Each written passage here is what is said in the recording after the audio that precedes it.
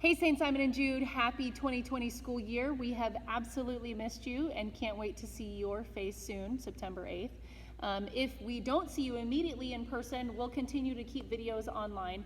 I have a Google site that I've set up, which students you can find in your classroom, parents you can find it on SchoolSpeak, and then that way you can access these YouTube videos even if you're not set up through Edpuzzle immediately. So Minds in Motion is a really great program that helps balance your vestibular system. I'm going to put more information about this up on my website so that you can check it out and say, what is Minds in Motion? But essentially, this is a really great program, 3 to 5 minutes a day, and your student should see improvement in the classroom because they're balancing their vestibular system through physical movements. Simple physical things that we can do every day will actually increase your child's academic improvement in the classroom. So I'll put all that stuff online so you can check it out. For right now, I'm going to go through the basic Minds in Motion movements. I didn't bring out a ton of stuff. Normally I'll set up a maze at my house, and so you can see exactly how this goes. Students will move through a zone and do this. So they can create a maze in your house with things that you have around, and you go through the zone one or two times the day, and that will be essentially your child's completion of the maze. So by doing this every day, they're really going to improve every single day, and we're going to add a little bit to it. I'm going to show you today a couple of the week 1 Minds in Motion stations. I'm going to leave out the concentric string, which I'm going to do a separate video for so you can make one at home, and the eye tracking, which I'm also going to make a separate video for you. If you look at some of the old videos on YouTube, you will see the eye tracking, okay? I don't have my kids today, so I might just make my own eye tracking video so children can actually use it without parents so they can track on their own. I will essentially be their tracker and they can follow it with their eyes. All right, so we're gonna go through the stations today, just real quick. I'm not even using PE equipment, just using stuff I had easy in the gym. So the first thing we're gonna do is skip to my loo.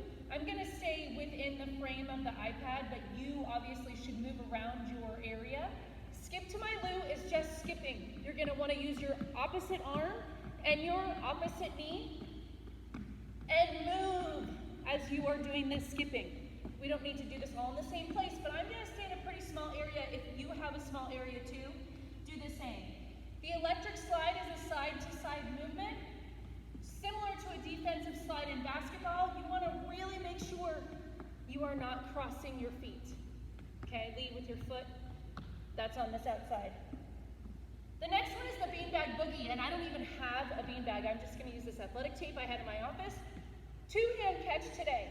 You're going to track the beanbag or socks, wad of paper, whatever you have, track it with your eyes and catch it with 2 hands. Tracking is really important.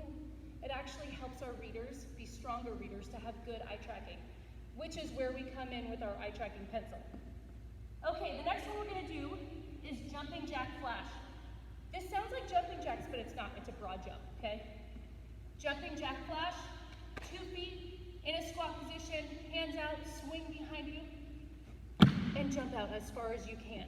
You're going to do that multiple times. Again, and if you're moving around an area, keep that jumping jack flash as you're moving. Next one is the jelly roll. Oh, this is a good one because I'm inside. Jelly roll, you're gonna get on the floor. I'm gonna do it this way. I'm gonna roll over my book. Hands above your head and rolling. Try to stay on a line. I'm actually rolling on the green line that's in front of me, so you're not moving in a circle. You want to try to stay on a line. Next one is the crosswalk. Opposite knee, 2 hand. We're crossing the midline. This is really important. Usually we need to make sure that our kiddos can be doing this successfully. The work. 2nd grade is definitely we should be crossing the midline. As early as possible, the earlier the better. All right, the next one is a balance board bash. I didn't bring out a balance board. Most of you probably don't have a balance board at home, right? Just find something that you can stand on. Make it hard for yourself, make it a little challenging.